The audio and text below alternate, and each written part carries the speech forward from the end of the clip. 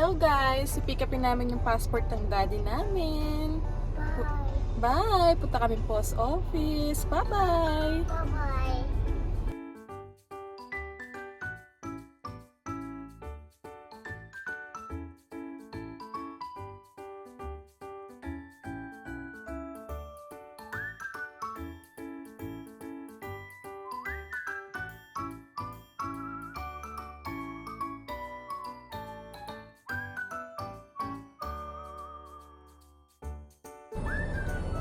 Ayan, nandito na kami sa post office.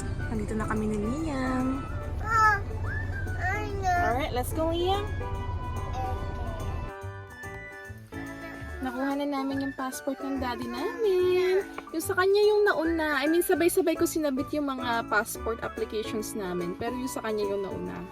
So, yung sa anak ko, si Bella, parating pa lang. Yung akin hindi pa napaprocess. So, ewan ko lang ba't di sabay-sabay. Pero dumarating naman ito. Yung sa daddy namin dumating. Bye! So, yan yung ginagamit nilang courier kapag pinapadala yung passport. So, yan. May passport na sa daddy namin. Yay!